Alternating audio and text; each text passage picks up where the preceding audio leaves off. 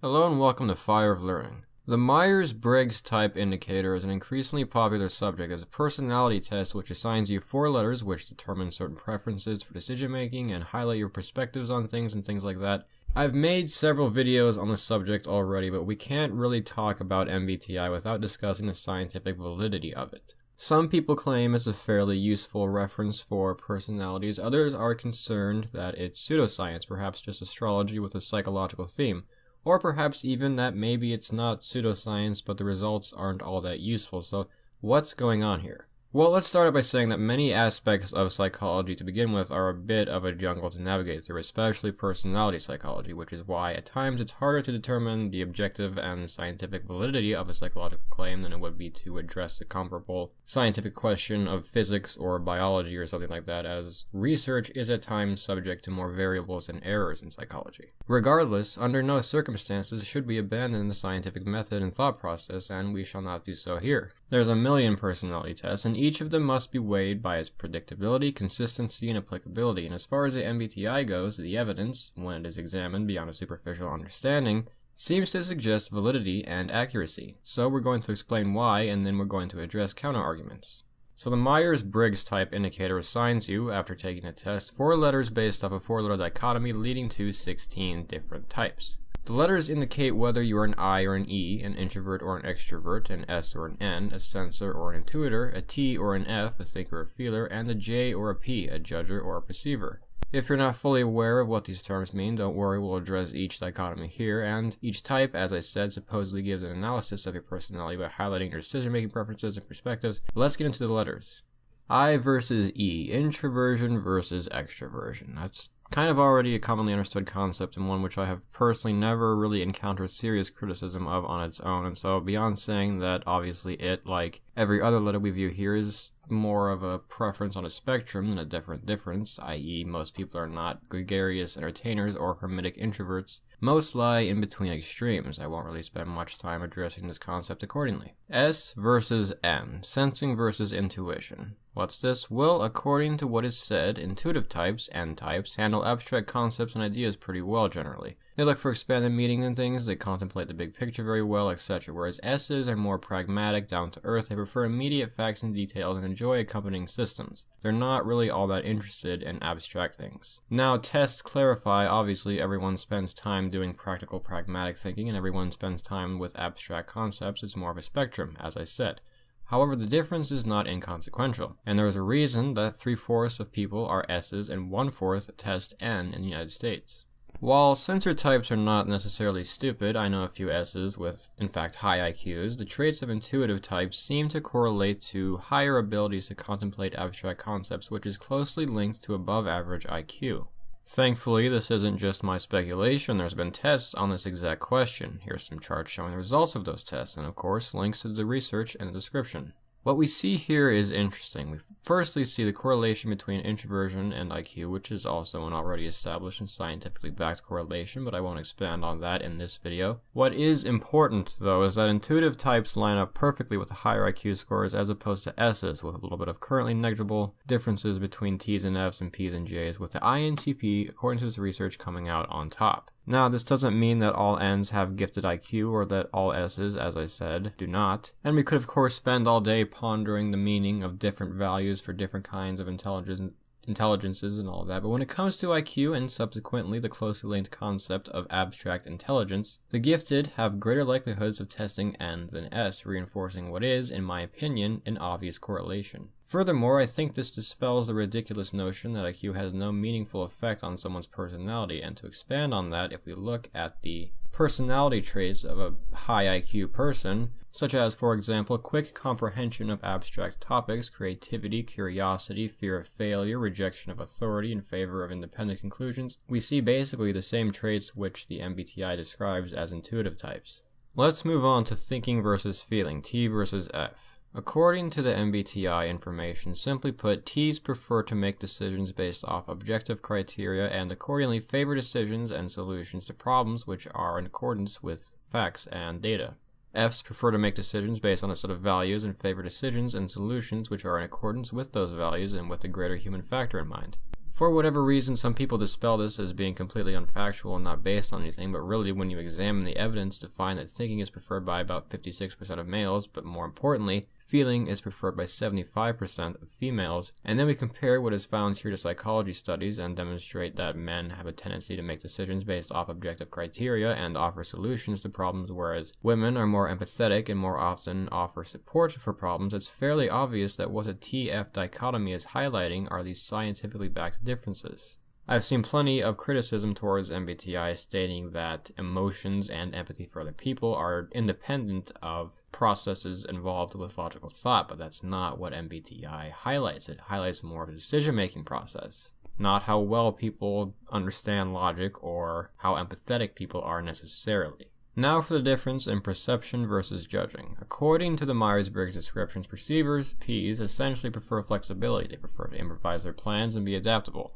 They're a little bit more spontaneous, and they prefer to work in bursts of enthusiasm rather than in an organized plan. Judgers, Js, prefer to have structure to the schedule in daily life and pursuits and such. They're perhaps a bit more organized. They prefer to stick to plans and things like that. To put it more in terms of what Carl Jung stated when he identified the cognitive functions, perceivers prefer to judge things internally and perceive externally, whereas judges prefer to perceive things internally and then exercise their judgment on the external world. There are a number of ways to address this beyond just citing studies that prove the obvious that some people prefer flexibility and others organization. One such study is average income according to type. Now, what you would expect from a judger, that is to say someone who has a preference for extroverted thinking or feeling, one who prefers to act on their environment a bit more, would display a drive to achieve higher economic or otherwise success and would easily end up in positions of leadership which tend to pay higher and such.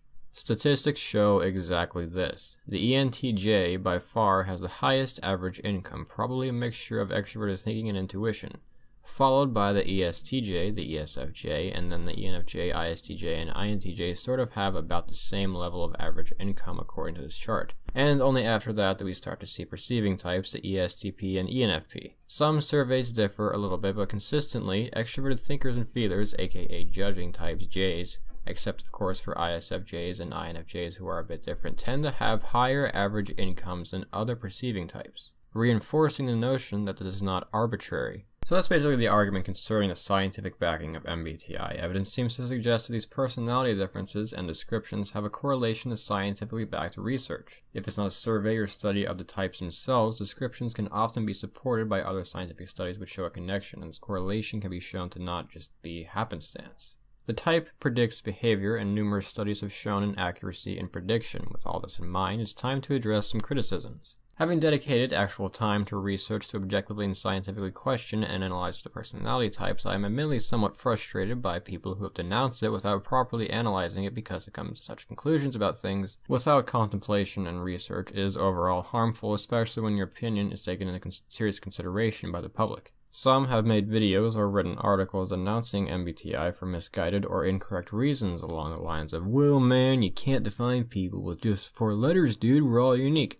But I suppose taking such a starkly abrasive stance with little more than superficial understanding and bad reasoning is what you could come to expect from many modern media sites these days, and I accordingly take pride in ensuring that extra steps are taken to make sure the fire of learning is not on that boat and is as intellectually honest as possible, to the point at which, if the entirety of my stance here were to be proven wrong, I would delete this video and all Myers-Briggs videos to replace them with a video explaining why I was wrong. But anyway, back to the point.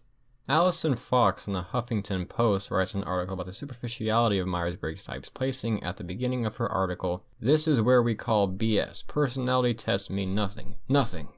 This is, to begin with, a red flag because it's a fairly obviously false claim to make. While it may be in fact true that scientifically human behavior can't be as reliably predicted as the physical behavior of asteroids, to suggest that it's so unpredictable and random that it can't be organized into general types and general descriptions, mind you, not 100% accurate and predictable categories, is an unjustifiable claim. We are, each of us perhaps, different on the individual level, and even on that individual level, decisions we make and our behaviors can vary unpredictably, but it's totally misguided to believe that similarity in personalities do not exist, that those personality similarities cannot be identified and labeled into specific types, and that a personality quiz cannot identify these similar traits. This is why psychologists use tests. They have a bit more preference for the Big 5 personality test than MBTI, which we'll explain in a moment, but I'm sorry if it hurts your feelings, but everyone can be identified and grouped according to shared personality traits, and they are, quite frankly, consequential. The author here is fairly vague and doesn't specify what she means by personality test because, quite frankly, something like an anxiety or depression test can be equated to a personality test, and no one would claim that these are inconsequential in the same way that the author who believes MBTI is, because such aspects of the human mind play a major role in how people function,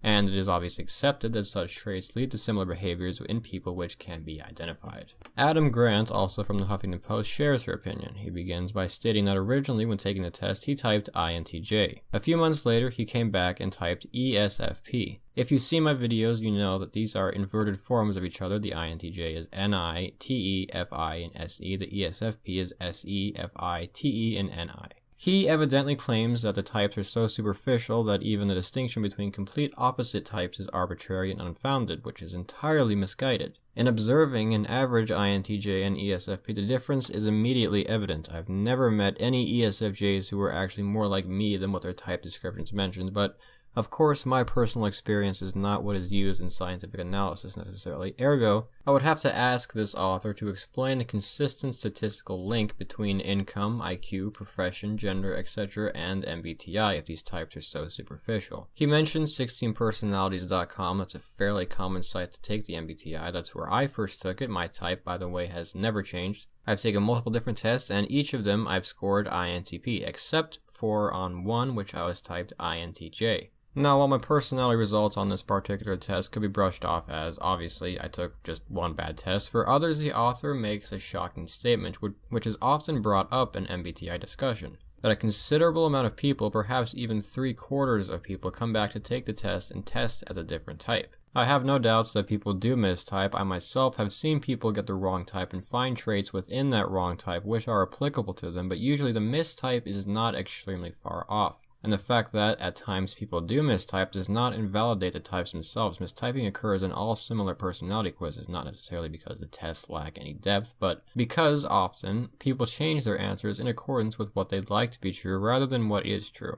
Take, for example, my mistyped quiz result. Perhaps on that quiz I misunderstood some questions, perhaps the test wasn't specific enough, I could have even overestimated or changed my answers or something of that nature. Imagine if that had been my initial result upon learning about MBTI and I subsequently believed that I was an INTJ and read a description. The description may have indeed been applicable to me in many aspects. I may have read it and found it relatively fitting, even though there were some things which weren't necessarily true. Now, this is also where a considerable amount of criticism towards the MBTI comes in. People seem to think, like astrology, each type simply offers a list of traits which are ambiguous and could therefore be applied to everyone, and so people are tricked into finding it meaningful. By that logic, though, I could have even typed ESFJ and found it applicable. Anyone familiar with the Myers-Briggs types, however, knows this is not remotely true, and often many people retake the test and get a different result because their original result isn't applicable. If I had been identified as an INTJ, it wouldn't have been long until I, or my friends who introduced the subject to me, noticed it was an error based on my behavior, especially when I was introduced to the cognitive functions.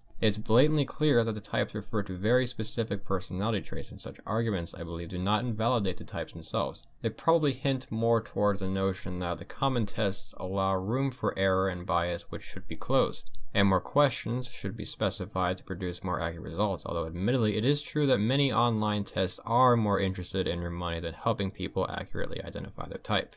Accordingly, I would venture to guess that these mistypes are generally off by 1 or 2 letters and happen because the test is taken without much introspection or seriousness.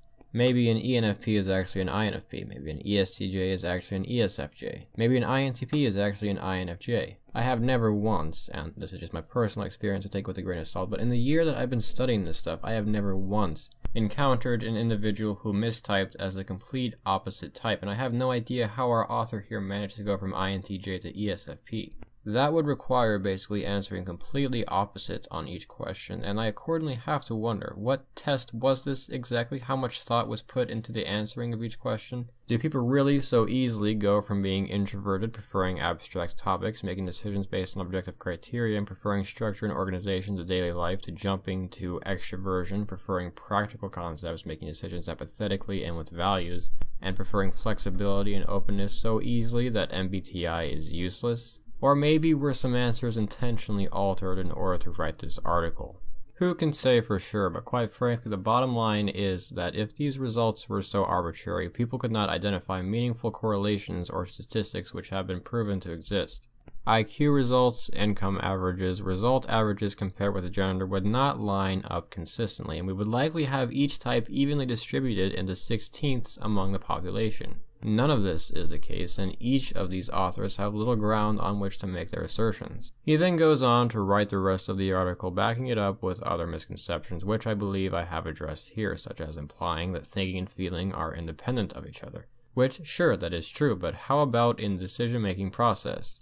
Thinkers can like people, feelers can be logical. It's about how people make decisions. In the interest of time, if something does stick out which I haven't covered, alert me in the comments section, I'll address it there. Further criticisms run along the same lines. Looking at this video from Vox, which is in itself a red flag to anyone looking for an objective and valid analysis of a topic, because Vox has a fairly decent record of making inaccurate and shallow videos, they present largely the same incorrect arguments. They claim, of course, everyone is too special and unique to share any identifiable traits, and they quote Carl Jung as saying, "Every individual is an exception to the rule," as if this was supposed to cover literally every aspect of the human experience and infer only 16 such experiences exist. They claim it's all a big scam to make money off gullible people. Well, I'm not making a penny off this, just for the record, and the most common tests are in themselves free. They mention that employers use the test to assign people into jobs and imply that this is an awful idea, then, according to their animation, infer that the ISTJ is a mentor, the INTP is a manager, and the ESFJ is an analyst. You may take that as you will. Another point they make is that the test results only give you positive descriptions. That really isn't entirely false. The websites themselves do sort of butter people up to encourage them to get into it more, but I have, in the 4 videos I've made addressing the 16 types, criticized each and every type. There are traits I dislike about every type, including my own. Just because marketers don't highlight negative aspects doesn't mean they don't exist. They even throw in those viral images of the supposed types of fictional characters. If the characters are developed enough, fictional characters can be typed, although it's kind of awkward to do, and I would like to concede that the online community more interested in applying MBTI as a fad, more like astrology, than to use it as an actual tool for understanding personalities, do tend to degrade the image of the subject. Pause where you need to, but take for example, this should be more like this should be more like this, and this should be more like this should be more like this, and this just doesn't make any sense. So, to summarize a bit here, the validity of the Myers-Briggs types lies beyond confirmation bias, as we can see a correlation in scientific data. What the letters represent line up with psychological data, which is either conducted specifically with MBTI in mind or parallels what science has otherwise shown. Criticisms of Myers-Briggs types tend to not criticize these points. They generally just look at superficial understanding and accordingly make misguided arguments. So I feel comfortable in this analysis and critique. However, I have not addressed one final major point. The fact of the matter is, most psychologists aren't big fans of it. Well, why? I mean, it's been shown to have scientific backing. Yes, but psychologists have admittedly invented better systems to categorize personalities. The big one now that they like is the Big Five, and I could spend another 10 minutes showing how MBTI correlates to the Big Five in various ways, but I think that the Big Five in general and other parts of psychology are a topic for another video. Really though, Myers-Briggs types, while they can be very useful and revealing and build bridges of understanding between people, are effective mostly as a general reference. Telling you that I am an INTP will give you insight into my personality, but it certainly does not tell you everything. Knowing that someone is an INFJ or an ESTP doesn't really provide insight into their home life, their mental health, their overall health, their life experiences, their values, tradition, or culture, etc., etc. And from the perspective of a psychologist, it's easy to see why it doesn't tell them enough, particularly if they're conducting research or assisting a client in the form of therapy or something. They will likely have to rely on other systems or look at people on a more specific and individual level. So that's about all I have to say about Myers-Briggs types for now. I wholeheartedly welcome criticism in the comments section and encourage respectful debate between viewers. If you're looking to learn more about MBTI, I've made 4 analysis videos and 2 videos explaining the letters and cognitive functions on my channel, which I encourage you to check out. And for more videos on subjects like this, and many other subjects in the future, and which I've already made, be sure to check out Fire of Learning and subscribe. Thank you for watching.